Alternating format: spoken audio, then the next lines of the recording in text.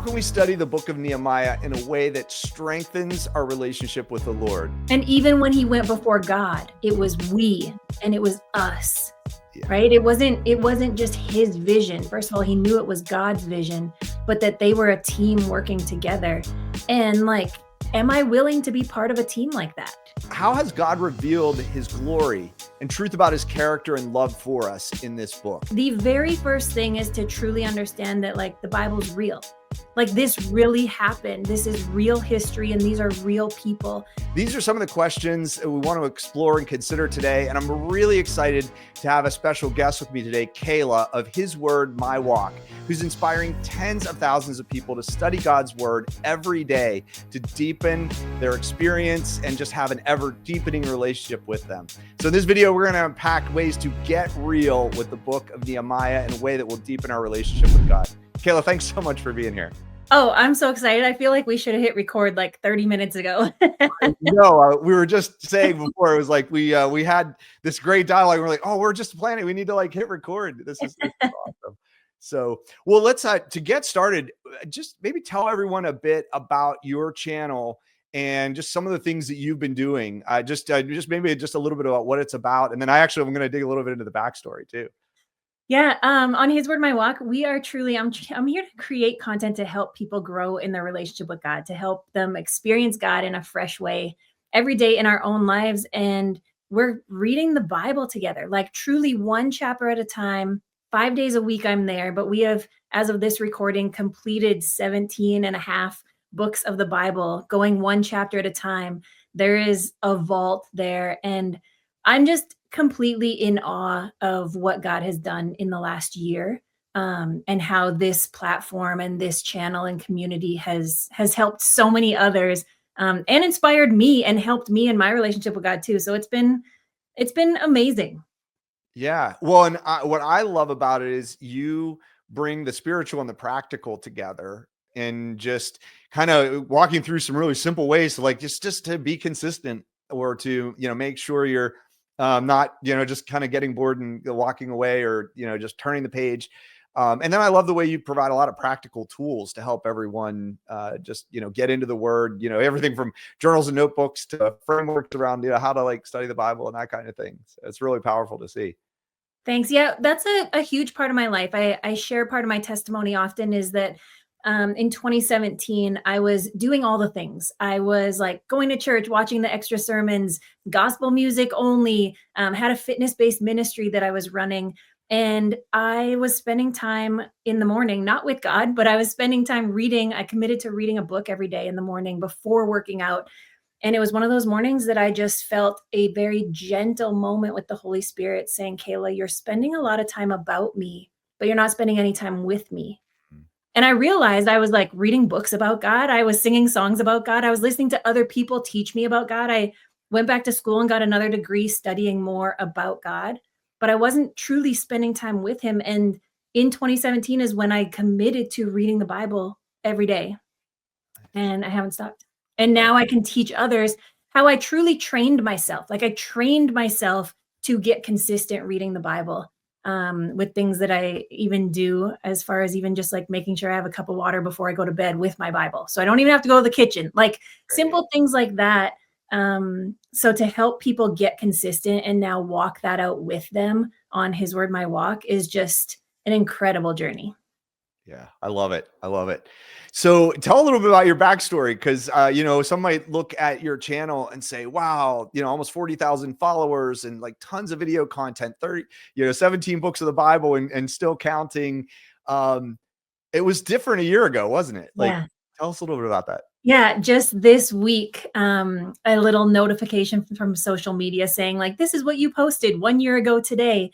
And it was a clip of, I had 2 videos on YouTube and I had made this chart trying to get to 1,000 subscribers. And so I was like ticking off the boxes and I had hit 201 subscribers and I was celebrating. I was like, God, this is so cool. Like I have 2 videos up and 201 subscribers.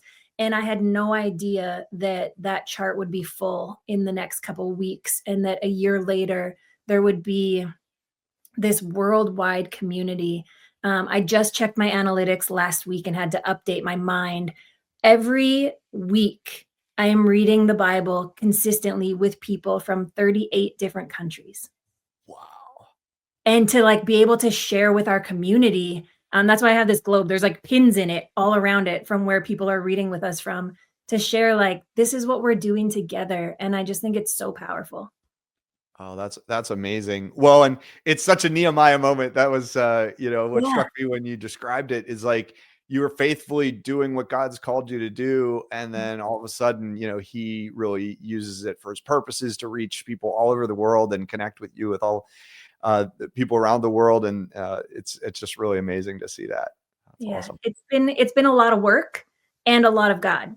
I for sure give God the credit and the glory, and I've worked really hard, and I think there's something to be said when we can put the 2 together, and we can recognize and give God the glory in it, and we can recognize that we've worked really hard for His glory. So that's been a big piece of it too. Yeah, that's awesome. And yeah, again, like another great Nehemiah connection, because you see so often, like whatever happens in Nehemiah, whether it's just his initial realization of the problem and the calling from God, first part of the playbook, he goes and Mhm. prays. Second Yeah, part of the playbook, he springs into action. And it happens over and again. Adversity, goes and prays, then springs into action. It's like division in the community, he prays, and then he springs into action. Let's dive in a little bit. What I really would love to do is if someone's watching this and just starting to get into the book of Nehemiah, a lot of what mhm, I talk about on this channel and leadership and mobilization of volunteer leaders. If someone's going to really do a deep dive studying Nehemiah, I'd love to hear you walk through some of the things about, just ways you would approach that. And, we've talked a little bit about just getting real with Nehemiah because there's like really real stuff here. yeah. Just talk us through how you would approach it. Yeah, I think it's so important. Like one thing I've really learned as His Word My Walk has grown is there are people there who have never read the Bible, Mm. or who have never read books of the Bible that we're in. I just finished through 50 chapters of Genesis, and to see people saying like, "I've never read Genesis before," or "I just bought a Bible and this was the first page, and so I went on YouTube and said." How do you read Genesis? And my face popped up. So I've had people stick 50 chapters with me through that, and the very first thing is to truly understand that like the Bible's real. Like this really happened. This is real history and these are real people. And it's sometimes hard for us to make that connection because it's so long ago, because it's such a big book, because there are words that we maybe can't pronounce. And so we lose that piece. But if we can get into understanding that like this really happened, this is real history, and these are real people, that's the first shift that sometimes we have to make in our own mind reading the Bible, because then we can kind of be curious about their feelings and their experiences, even down to like what kind of clothes were they wearing, and like how did this work, and how were they eating when they were doing all this work, like what was the landscape like. But recognizing that they're real is, and that this really did happen, that's the first key to even like journeying into the Bible at all. If you don't believe this was real, then like you're just reading a book, and this isn't just a book, it's God's word and it's real. Yeah. Well, and I think Nehemiah gives us, perhaps more than most or even any other books in the Bible, a real look at how real it is, just because he was so meticulous in the details Mhm. that he provided. A lot of times, I look at this, I always say like Nehemiah might be the most boring person in the Bible, except it's one of the most exciting stories when you really unpack it. But what it is, and he's often called the administrator, uh, Yeah. he kept such good notes. And my feeling is it's like as someone who worked in a kind of a government situation, a government role like that, keeping copious notes like that would have probably been part of the job. And so this memoir is not just a memoir; is almost like the administrative account of all these things that were happening. And it's what gives us the ability to see like, as miraculous as it was. I mean, as miraculous as it is to get tens or hundreds or thousands of people to work together, that's a miracle in and of itself. But Right. there there is a very, like, when you look at each piece of it, there's a very practical, clear account of how it all happened, which just shows how real it is, Yeah. which is really fun to. Yeah, it's so important. And And I'll jump to like another piece of that before I start reading any book of the Bible. I like context is huge that we can understand. So like who wrote this book of the Bible? When was it written? What was happening at that time? And where were they? And Nehemiah is cool because there's pieces of it that are like first person. Yeah. And that doesn't always happen. And so it's something to read and be like, wait, this is actually like him speaking. And to get that account, there's a different emotion that we can kind of like understand as we're reading through it. And that's really cool. But we have to first understand who is Nehemiah and what is his job and where does he live and what's going on in history then that this message would come to him and that he would have emotions about it. And to do that, we can use resources. Like I'm really big on, I have a Bible dictionary that I use all the time. Yeah. And that I, even before we got on here, I was refreshing through Nehemiah in my Bible dictionary beside me. And I use online commentaries all the time, free resources that can help me understand, because the truth is like, there have been people studying the Bible for a long, long, long time. And let me read what they've studied. Like, I don't have to try to create from the start and I don't have to be frustrated, but I can just spend some time reading what other people have studied to help me understand my own time with God. Yeah. That's amazing. So what are some of the questions you maybe ask as or where are your points of curiosity when you approach a new book of the Bible? A lot of it is around like the people. Like, who is Nehemiah? Okay, he's a cupbearer. What is that?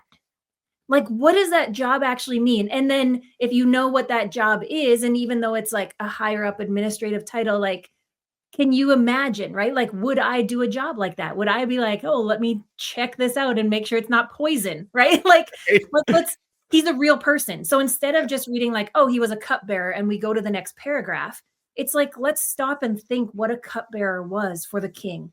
And how often was he putting his own life at risk for the Yeah. sake of the king, like not for the sake of God, right? This isn't Paul, like for the sake of God. This is for the sake of the king that he's doing this. And that goes back to like making these people real.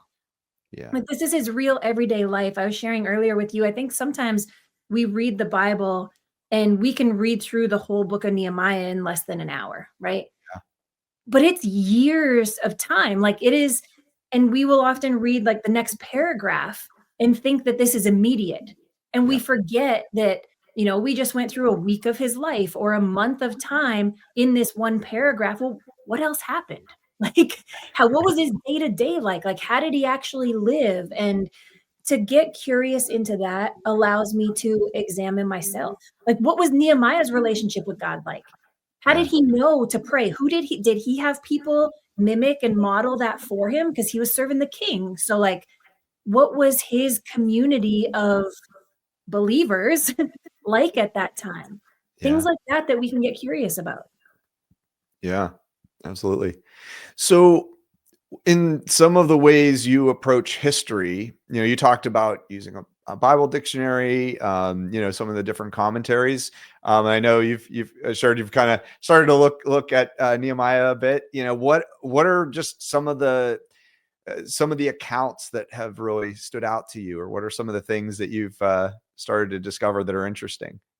Not even necessarily like historical stuff that's really interesting, but just reading through. I think sometimes we read the Bible and we can get really frustrated, Yeah. um, especially when there's like a list of names, right? And I was reading through your new book and asking about Nehemiah, and one of the comments someone said was, "It's like Ezra Part 2 with a bunch of names I can't pronounce." Like that made me laugh because we get to those places in the Bible that it truly is a lot of names, and oftentimes we just skip over it. Hmm. I'll just skip through these because I can't say them. And I encourage people to try, because God is purposeful, right? Every word is God breathed, is God inspired. This is all God's word and it's all useful. And so to go through all the names as I was reading through and listening through again, just like how much each person matters, Yeah. that it wasn't just I'm the leader and I'm putting all this together, but each person matters. Yeah. Well, and that chapter 3 is that one in Nehemiah where it's like all the names, and not only do most people skip it when they're reading it, I even came across one of the commentaries more or less hopped over it as well. Yeah. And there's Because so what are you much going to say packed about in these there. people? You know? Right. Yeah. It's like Yeah. they don't seem real because the names aren't even similar to ones we're used to. Yeah. But I also like, and sometimes even in the genealogies, you just see so and so was the son of so and so, was the Mhm. daughter of so and so. Like, you just see these like kind of like really just a chain of names. But Nehemiah does actually introduce us a bit to each of these individuals. Like, hey, these people made perfume. These people Yeah. were goldsmiths. This Yeah. was a priest. This was, one of the leaders from the region beyond the river that, we were getting permission to go through their territory, and like they sent a contingent of people to help out. You start to see, and in this group, they couldn't stoop and lower themselves to do the work. You would see them Right. calling some people out. So you get a And I lot of love that, right? When we recognize these are real people, like there's parts in Nehemiah, right? Like you were just saying, where um the blacksmith was helping and the person from the market was helping build the wall.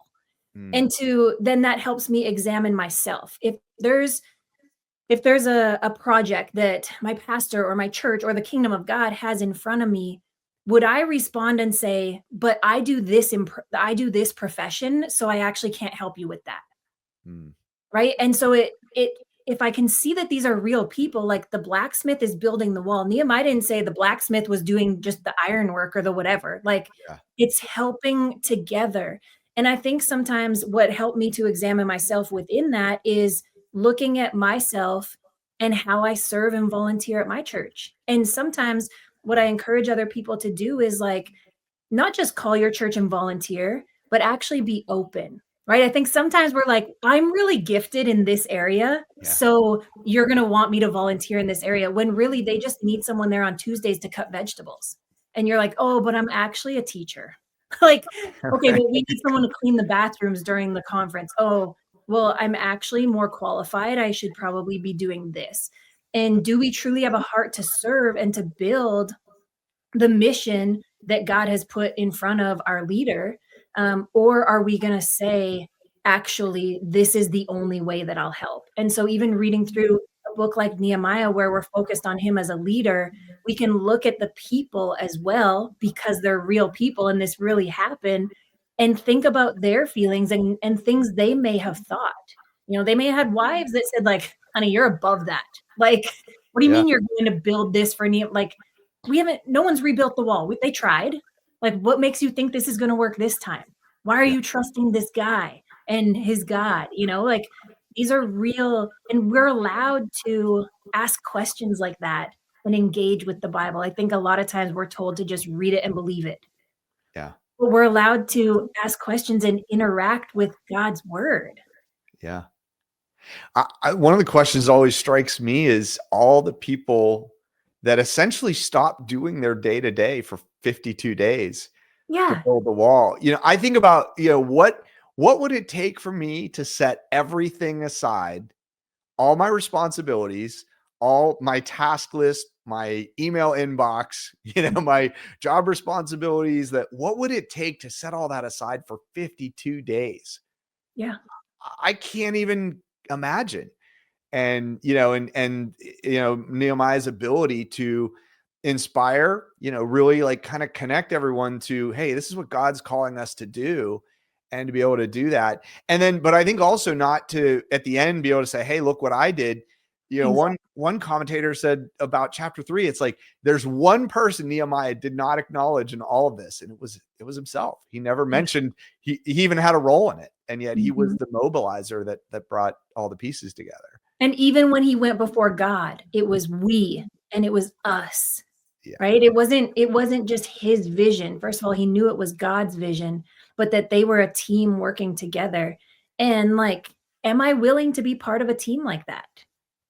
Yeah. Am I willing to do whatever it takes to further the kingdom or to further whatever it is that is set out in front of me? I think there's so much that we can not just learn from Nehemiah as a leader and as a builder, but from the people who sacrificed and who gave and who were all in. and like truly all in, because then we can remember, like right now, this is a turn a little bit, but right now I'm sharing through the book of Exodus. And I think we often see Moses as the coloring book. We see like the white hair, the white beard, and the staff. Hmm. Moses was married with children. And like his father-in-law brings his wife and his kids to, and they're not little anymore, but like to them in the wilderness, like when they're going through stuff. And I think we so often forget that these are real people. These years and years that Moses spends leading the Israelites in the wilderness, his wife and his kids aren't with him, but yet he's still a husband and a father. And we don't, his wife and kids aren't in the coloring books. They're not in any of the visuals that we have. It's him leading, and we forget to make these people real, and that they have real lives too. And that's why sometimes we think we can't relate to the Bible, because like, oh, well, Moses had all this time. It was just him, he's a single guy. Well, he wasn't. He sacrificed. Yeah. And so even just looking through that with Nehemiah too, like the people, it's not just one person, it's the people that we can really, we're that. I think back to the disciples and Jesus when they're in the boat, right? And they like go wake him up because there's a storm and Jesus is sleeping. And Yeah. sometimes everyone is like upset with the disciples, right? Oh, ye of little faith. Like, where's your faith? Well, I'm a disciple. And like when I'm in a storm, I go wake up Jesus. Like instead of being this, how we read the Bible so often is like try to be like Jesus. But Jesus, we can't. Like we Right. try, but we can't. I'm a disciple. So if I can understand the hearts and the lives of the disciples, I can feel not as like a mess, you know? Right. Yeah. Yeah. Well, and we're human. We're not God. We're not, we can aspire to be Christ-like, but we can't ever get there in this life. And yeah, it's almost like, the examples that are more realistic are those that are trying to follow him earnestly, just as we are, and seeing ourselves in that. So I think one of the things, I think any pastor or any believer who's been in a church for very long can relate to the idea of, well, it's just, criticism or attack, or just, just that almost opposition. Yeah. Just kind of interested in, you're working through some of the earlier books of the Bible that precede Nehemiah. What are some of the parallels you've seen just in terms of opposition? And and I think it ultimately it turns into some of that's internal as well as external. Yeah. I think there's a lot. God makes it very clear in his word that, well, first of all, that there's one enemy that we're fighting, right? And it's the same one. We have one enemy. But as we go through historical accounts, again, this is real history. So there are battles between nations, there are battles between different people groups, and it's real. And like we often don't want to look at that or recognize it or think of war or think of, but like it's just real history. This is a historical account of the world and of life. And so I just think it's so important as we continue on, right? And then we get to people like Nehemiah, and we get to people that um, are living beyond that.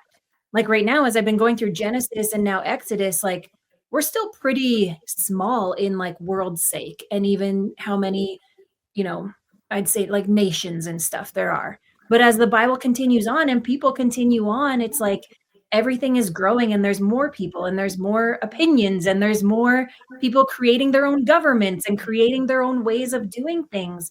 And so if we can just understand, like I can't say it enough, like the realness of the Bible, that this is real history. I think sometimes we try too hard to like see God in how we want to see him. Hmm. We try too hard to make every sentence, this is what God wants me to get out of this. When there are certain parts that's just like, nope, this is just what happened on that day. Yeah. Like this is just an account of history. And so yeah, I think it's sometimes it gets hard when we try to be told, you always have to read it this way and you have to understand it this way. And if you don't, then you're wrong. But this is history. And some of history is messy. A lot of I mean, last year was messy. 4 years ago was messy. 100,000 years ago was messy. Like, this is an account of history. Mm, yeah. Where do you see some of that, just examples of that in the modern church, of like the kind of like realness of right now, and Mhm. the challenges? I mean, not to get into like specific things, but Yeah, just yeah. where do you see some of the applications where they're having an experience that is still very real today? I think sometimes with our modern church, people feel or want to keep distance. Mm, Whether it's from questions or it's from hurts or from things they've read or experienced in the past. Um, and then I think sometimes we are told, or even as church people, we tell other people, like, oh, we're not like that, or oh, you can't look at it that way, or oh, ours is great. Whereas every person in the church was born a sinner. Like every person in the church was once fully in the world. And sometimes when we get there, we forget that. And yeah. we try to say everyone's welcome, but yet we're like, "Oh, is everyone welcome to come in and to experience God?" And so then I think there's also the piece which Nehemiah really hits is like, and you're talking about in your book, of mobilizing the church. Like, do I wanna actually am I invested? Mm, Right, why am I here? Am I just here on Sundays because it's something to do, which is how I grew up. Not even how I grew up. I wasn't raised in a Christian home, and I didn't get saved till junior high. My dad got saved when he was 65. So like I for real wasn't raised in a Christian home, but we went to church on Sundays because it was across the street and it was like what you're supposed to do on Sundays. mm, And had no idea. I mean, I colored the coloring books. Um, had no idea what a relationship with God was like, but we did all the things. I think now people treat church that's not a fair thing to say. I think some people treat church as something that we should do. yeah. But we are busy people and the world requires a lot of us, whether it's work or with our families. And so we don't often think of the bigger picture of helping, of volunteering, of putting in time. It's something for us to receive that helps us. And we don't always have that extra, like, I should volunteer, or I should give, or I should do these other things. And I think sometimes that's because of mistrust, and sometimes it's because you just haven't learned or experienced God in a way that propels you to do that yet. Yeah. Yeah, I've always observed, I've called it the 20/80 principle or Yeah, problem, or in the church, like 20% of the people doing the work for the other 80%. Though as I'm talking to a lot of pastors and getting to know a lot of pastors, I hear comments like, "Wow, 20% would be great." right? It's like, Yeah. and well, and the de-churching, you see just, at least in North America, so many leaving the church. And then, of those that are, staying, it's, what's the level of engagement? Mhm. And some of that is just personal decision to get involved. And some of it is it clear how to get involved? Right. I actually shared that I taught on one of my podcasts a long time ago. I switched churches. And I obviously I prayed through it a lot and I ended up making a decision. And so I did a podcast on like I can't tell you the points now, but it was like 5 things of like how to find a church. Yeah. Oh, that's good. But one of them is there a place for me to serve? The church I was in before was quite small, and the only volunteers I saw were like handing out the brochures at the front, Hmm. or communion Sunday. And so I was like, I don't know where else to get involved. So I went to a church that I'm at now that's a little bit bigger and there's more things. And like, I'm telling you, like, I went to youth camp last year, not because I wanted to, but because they needed someone and knew I'd say yes.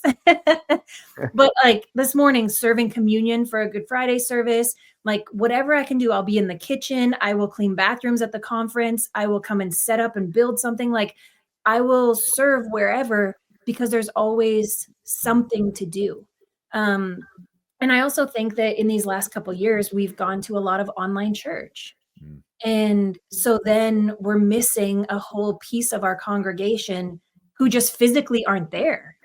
Yeah. And maybe giving. So like that's incredible too. To be able, I mean, I look at what God has done, right? Like none, I don't know if I know like any of the people that read with me daily, right? Like I know some of Yeah. them probably personally, but what God can do through technology that we have now. But if you are involved in a local church, like I am a big, it is our responsibility as believers to serve and to help, just as it's our responsibility to share the gospel. Yeah. Serving and helping is what gets the gospel out. We serve church every Sunday or serve meals every Sunday evening at our church. Someone needs to cut the vegetables, someone needs to cook the food, someone needs to serve the food, and like that actually helps us get the gospel out. And so I just think it's important to examine within ourselves, like if you can give one Sunday a month, you know, like how can you serve? How can you volunteer? Can you just call and ask, what do you need? Yeah. Like, and it really might be our children's ministry needs people to cut out stars. Right. And are you willing to do that? Or are you like, "Oh, I was thinking it was gonna be more of a front of house kind of thing," you know? Right. Big Right. Yeah. deal. Yeah. Yeah. When you see like Nehemiah criticizing those that are like, I'm not, that's below me and that kind of Yeah. thing. Like, And and they were doing physical labor, yeah. right? And, like, to think of, again, that they're real people, like, how many of them went home sore at the end of the night? They didn't have hot baths and muscle relaxers, like, you know? Like, just that they were doing this unto the Lord, like, this was so important to them.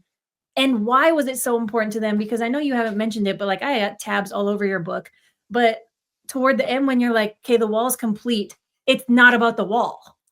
You know? Like, Right. so to get to that point of, like, what truly is it about? You know, and how do we get to that point in our time with God of, like, what truly is it about? I wrote and I say often, when I say yes to God, in no matter what it is, for me right now, it's obviously through his word, my walk, but me saying yes to God actually has nothing to do with me. Mm. It truly is God using my voice to reach someone that he's reaching. And I look at these thousands of people who are now engaging with God. And yeah, it may be through my face and my voice daily, but it's really because I said yes. And that yes really isn't about me. And so if you're feeling like God is pushing you, or you're feeling like a little stirring of, oh, maybe I should do this. And, but what about this? It's really not about you. God has someone else in mind. And it may be someone generations down the line, but God has someone else in mind who he needs to reach through you saying yes to this one thing. And I think it's important that we say yes and that we take action. Yeah. Yeah. One pastor I know frequently says something along the lines of, it's like our real purpose as believers is just to love God, serve faithfully, spread the gospel, and Mhm. be completely forgotten. And Yeah. yeah, Nehemiah is a great example of that because, I think one of the things is interesting. The book of Nehemiah doesn't really give you an end date. History isn't sure. Yeah. There's evidence that maybe he was the governor for 30, 40 years. No one's really sure. Right. At some point that, his kind of time in office ended and everyone more or less forgot about it. And it is a book of the Bible that doesn't even get a lot of press.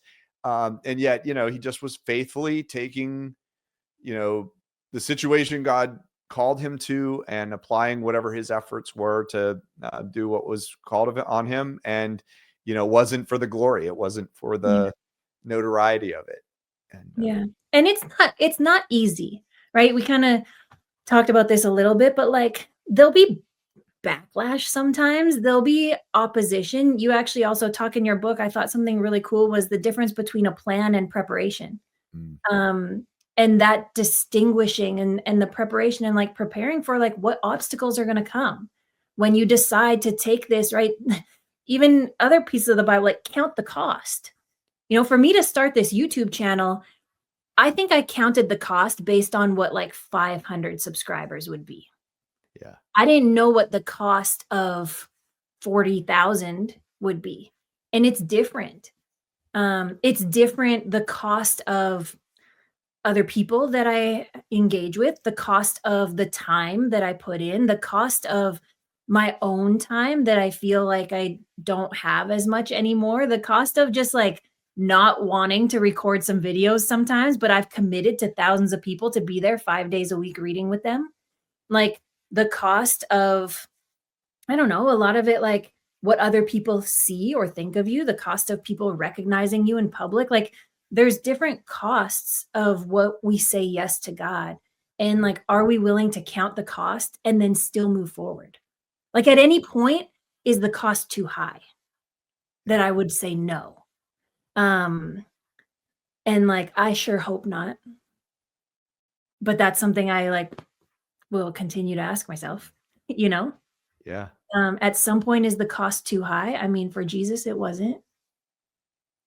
So I guess my answer should always be no if it's for him. Yeah.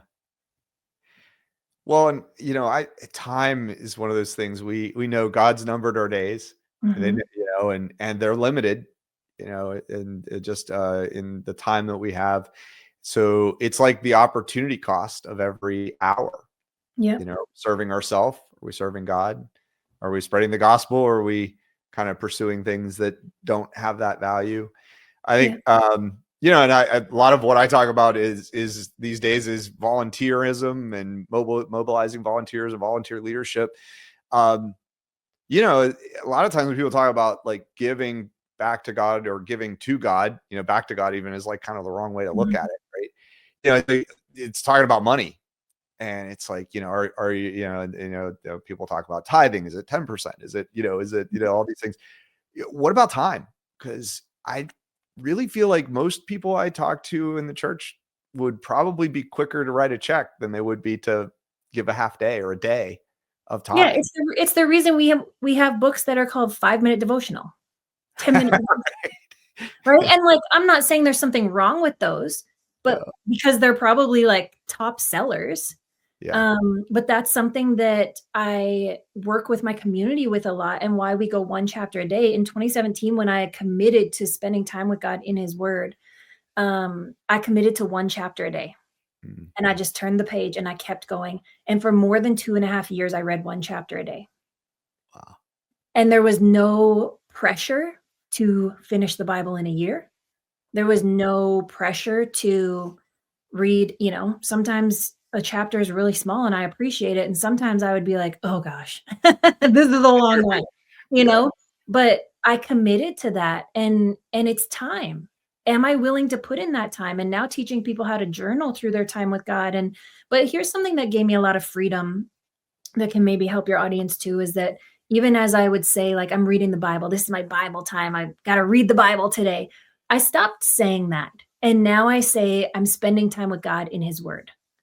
And that's how I say, like, my Bible, this is his word. I'm spending time with God in his word. I also spend time with God out on a walk. I spend time with God in worship. I spend time with God in community. This is one of the ways I spend time with God. So if there's a day that I don't sit down and read the Bible, that doesn't mean I didn't spend time with God that day, Yeah. because there are so many other ways. Our relationship is also very real. And so we have real conversations driving in the car. We have real conversations in other places. And it's not just in his word. I spend time with him many other places too. And I think sometimes a big part of my channel too is to give people freedom where they have always felt bound and felt unqualified and felt put in this, like, I'm not sure the word, but like strict of like, this is how it has to be. Mm. You got to spend an hour every day. You got to do this or you're a bad Christian. Yeah. And I want to break those chains and give freedom to what a real relationship with God is like. And it should bring you some joy Yeah. I love and that. strength and Right. rebuke and, all the things that come with a real loving God. Um, and so, yeah, so I just encourage people to like, to truly keep going and to keep trying and to find someone else. Like, what has really been helpful on my channel is I am that person that will sit and read with you. I'm not teaching every day. I'm reading with you and talking through some questions and being curious. I think so often we just want to learn more. Mm, I want to learn more. I want to read all the commentaries. I want to read all this. But in doing that, you just want to learn more about God, not sit and spend time with him. Like mm, fill up your cup of tea, open his word, like put me on your TV and let's like hang out. Like it's so awesome to have that time of just like truly joyful time spending with God and a huge community now too. yeah. One thing I've seen you've done a really nice job of kind of at least I've seen at least one or two videos around just journaling. You've mentioned it a number of times. Maybe just a couple minute, kind of tips for someone's journaling their way through Nehemiah. What are Yeah. some things you recommend to really use that as a way to kind of just facilitate study of the word and that relationship? Yeah, I am huge on journaling. Bible Journaling Boot Camp is a program that I've created, but I teach people how to like, this isn't just a gratitude journal or just a prayer journal. It's actually a collection of evidence. And I use my journal as a collection of evidence. Right now, going through Exodus on our channel, the last time I journaled through Exodus was 3 years ago. And I've been reading chapter by chapter, I've been sharing on my channel of like what God was doing through Exodus 20 or Exodus chapter 19 3 years ago and what my life looked like then, and to see what I was praying for then and what I was writing prayers in then. And so to journal through Nehemiah, first of all, the first thing I write in my journal every day is good morning, God. This is the real, and then I tell him how I feel. I pour some stuff out and I thank him. And then I get into the word and I will just read. Sometimes I'll read like a paragraph and then like write a synopsis. Sometimes I'll read it in a different way and be like, what does this part tell me about God? What does this actually tell me about God? Sometimes it's that he's specific. Sometimes it's that he's patient. Sometimes it's that he doesn't put up with a whole lot of stuff. Like sometimes it's, but what does this tell me actually about God? And then sometimes I'll look at, what does this tell me about the people of that time? Because this is part of context, right? The Bible wasn't written to me, and it wasn't written well, I guess it was written for me, but like context wise, it means what it means in their day because it was written then. And so what does it tell me about the people? And then I would go into like the other people, like, oh my gosh, there's a blacksmith here, and then there's a person from the market here, oh there's this kind of person here, and journaling through that. And it just helps me lay out, and I'm not afraid to ask questions. I ask questions in my journal. Well, what would it mean if they had this? I remember going through, maybe it is Exodus, but wondering like gold and silver and bronze. And I got to bronze and was like, how do you get bronze? Like gold comes in like the mountains and like whatever, like gold is mined. How do you get bronze? And then I'll sit and like Google something like, how do you actually make bronze? And then my mind is blown. And Yeah. that changes how I'm now reading. From anytime I read the word bronze, I'm like, oh my gosh, that wasn't just like something they mined. They had to make this. Or with Nehemiah, understanding the size, anything that has to do with like size or scope, I Mm, write over and over. So right now, as I'm in Exodus, when they talk about the Israelites, it was 600,000 men plus women and children. So in my journal, anytime I write like, oh, and the Israelites met Moses at Mount Sinai, anytime I write Israelites in brackets, I'll write 600,000 plus plus. yeah. So I can go back and I'm always reminding myself, even in my journal, of like the numbers. How big was this wall? How long was this taking? How many people were actually there? How many times is Nehemiah going back to God in between all of these things? And then examining myself. If I'm doing a project that's going to take a month, how many times do I go back to God? Mm, And when I go back to God, is it all about me, or am I actually coming from like a we standpoint and like we are all a team working together? Like it's a lot of just like total reflecting on myself. I always finish my journals daily with some I will statements. I think so often we're like, oh, gratitude statements and stuff. But I found that I often tell God what he says he will do. Like, God, you said you will provide, you will heal, you will do all these things. yeah. And as I began to really make my relationship with God real, I realized, boy, this is one-sided. So, like, what am I willing to do? And so I always finish my journal every day with some I will statements. And if I'm reading about patience, it's like, God, I will be patient with this. It truly, reading through Nehemiah could be like, I will call my church and see if I can volunteer. I Mhm. will do this. I will come to you. I will start building what I believe you've asked me to do. I'll join that online course. I will look into this schooling. I will look into this. And then actually holding myself accountable to what I say I will do, because I always count on him for what he says he will do. And if I want to have a two-way relationship with God, there's some things that I have to do too. Yeah, I love that. Yeah. That's I will say that one thing that's been really convicting to me as I really was unpacking Nehemiah, particularly was in chapter 1, you have what I call Nehemiah's prayer. And Mhm. it's funny to say that because there are so many throughout the entire book. But I broke it down into 8 pieces. I kind of created a little bit of a framework, and it was just I was almost undone by the fact that wow, there are 8 things he's doing, and 7 of them are completely about God or his, like, almost like, or the repentance would be like, what he kind of, feels is like he's laying at God's feet.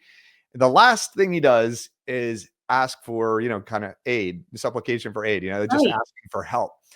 And I'm like, wow, how selfish is my prayer life? It's like when it happens, it's all about me. And like you say, like two-way relationship, like how many relationships would last? It's like, enough about you. Let's talk about me. Right. Mhm. it's Yeah. but it is so revealing when you look at, what scripture's showing about what does a prayer look like Mhm. in terms of adoration and just acknowledging God's character, in terms of repentance, just acknowledgement of sin and just being broken by that and completely undone by that. And, all these other things that, for me, I was, very eliminating, like, wow, that is not how I pray. It's like, usually I'm like, please let the light be green. I'm almost Right. there. Like, stay Right. green, It's like, Which is also time with God, right? Like, I think that the Lord delights in our conversations with him, yeah. big or short, silly or whatever. I also, one of my favorite things is that, like, Jesus answered the thoughts of the Pharisees. Like, God heard Sarah laugh to herself. Like, that even our thoughts, God hears them. So sometimes if we're like, "Oh, I need to sit down and pray about that," but you've been, like, thinking about it and stressing about it all day, like, he hears our thoughts, and that we can take comfort in that too, and are we willing to listen? There's a whole 'nother piece of that, of like, am I just talking to God, or am I actually willing to listen? Nehemiah, like, obviously listened for instruction and then continued on. Am I willing to not just listen, but put myself in a position? I like to spend time with God on a local mountain that we have here. It's like one of my special places.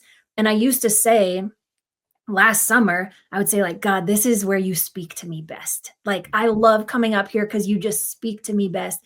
And one day he just, like, hit me really good and was like, that's actually not the case. I speak to you all the time. I speak to you through my word in the morning. I speak to you through this. This is actually where you listen best. And I was like, huh. And so then I started to put myself in that position. All of a sudden, I wasn't hiking once a week, it was 3 or 4 times a week, because I realized this is where I listen best. There's no distractions, and so when I find that place, am I willing to put the effort in to go there, right? And that's our real relationship with God. If you find that you have a closet in your room, or that you like to be up earlier with the candle and a light or whatever, and that's where you listen best, are you willing to put the effort in to go there every day? Yeah. I think sometimes it's actually more of a discipline question within ourselves than it is a how much time I have in a day Yeah. question. Yeah. I love that. So maybe to start kind of pulling all of it together, and Yeah, I mean, in some ways, this whole video has been the right? answer to this question. But yeah, what advice if someone's just attacking Nehemiah for the first time, and they're maybe even saying, "Hey, it's been a while since I dove into a, Mhm. a book of the Bible in this way." What's some advice you would give to just this book specifically, how to approach it, and maybe it's just some things to do to get started? Yeah. Nehemiah is cool because it's only 13 chapters. And you truly can. I actually, like, in the last couple weeks, I've, like, gone through it a couple times preparing for this. I truly put it in my ear on one of my hikes and let an app read it to me. And so then I'm hiking and I'm listening and like could get other things, hearing other things, or I sit down and read. I would say, honestly, because it's only 13 chapters, just sit down and read it and then start back at chapter one and go through and be like, oh, I didn't catch that last time. I didn't catch that because it's a shorter one. I would truly say if you can sit down and read it or have someone read it to you, right? Like as in like the Bible app will read it to you. Any other apps that's super helpful when in shorter books of the Bible, if you can get through the whole thing, because now you're getting context of who Nehemiah is and of what's kind of going to happen. I think sometimes we read with so much foresight that we're like, oh, well, I know this is coming. So that we forget the pieces, get the whole thing, and then go back to chapter one and then slow down one chapter a day and be like, okay, now let me look at and then think about it throughout the day. That's how my time with God goes. I'll read one chapter and then I'll go for a walk or whatever. And I like continuously think about the questions that I asked or the questions that I felt like I was examining myself in. That's how that time goes. That's how I talk to God on the trail, is that I'm like, okay, well, we were just reading this. Would I have given up my time for that? God, can you show me like areas in my life where I've been stingy with my time or with my talent, or where I've said, hey, I'm actually more qualified than that. I'm not going to volunteer in that way. Like, can you point it out? And usually he's like, no problem.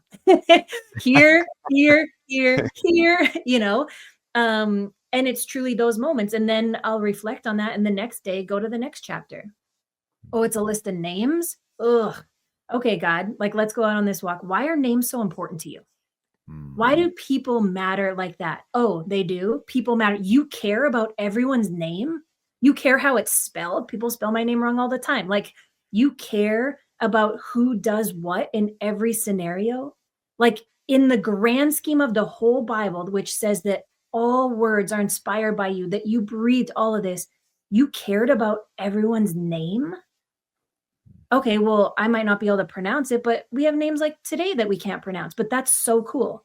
When have I tried to like felt unqualified or felt like no one really cared about me or like I didn't matter? In a myriad of YouTubers, I'm just Kaela. You have cared about my name and everything that I've said yes to. And then you just go on to the next chapter the next day, and just spending that time, now that you kind of understand like a grand scheme of the book, spending that time with him of just like, wow, what would I have been like in that day? How would I have responded? And can you show me today where I've gone through this? Maybe he'll bring back a time in junior high when you were going through a project or something, or where you made fun of someone else who wasn't qualified, or someone who had a grand idea of building, even now, building a business. They wanted to build a brand, and you were like, that's never going to work. Have I treated people like the haters were treating Nehemiah? And that's truly how my time with God goes. And then it just continues, so that this was my time with him in his word. And now I continue to spend time examining myself. That's how we apply the Bible. Am I willing to actually take the time to read?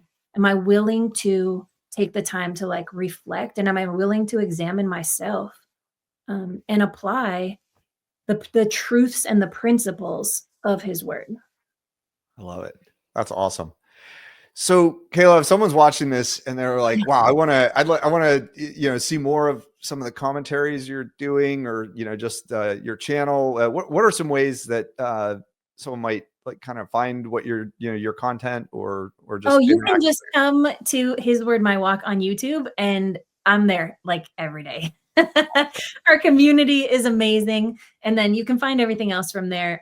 But His Word My Walk on YouTube is the number one way to find me, to get in touch with me, to read the Bible along with me, to grow in your relationship with God along with me, and truly hang out. Like, this is it. Just grab your cup of tea and grab your Bible, and like, let's hang out together.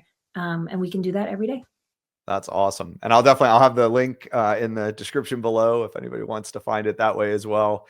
So, question I like to ask when I do interviews, what's your favorite Nehemiah moment, or what's that moment in the book of Nehemiah that you just feel like is the I don't know if it's a moment, but I love that he like like he's double fisting it, you know, like he is just like, I'm building with this hand and like ready to fight off with this hand. And I think that especially as believers, if we can keep that same mindset of like, I'm not just building and unaware of what's around me, but I'm also not afraid of it. Like, come for me and I'm prepared, but I'm also going to keep building at the same time. And I think that like that's like one of the big things that I take from Nehemiah is that like he's willing to fight while he's building, I and he love doesn't that. even have to come down in order to do it. Right? I'm not coming down. I got to doing Not a great coming work. I love down. that. Yeah. It's willing to build and willing to battle. That's right. Awesome. Kaela, this was awesome. Thanks so much for being here. It was great Yeah. to just hear some of your thoughts and perspective, and it's been really great. You're so welcome. Yeah, this was great. I'm so honored. And to be honest, like extra special plug, your book's amazing. It's like, Well, it's really, really helpful. It is like a commentary on the book of Nehemiah. So very helpful. I love that. Well, thanks so much. You're welcome.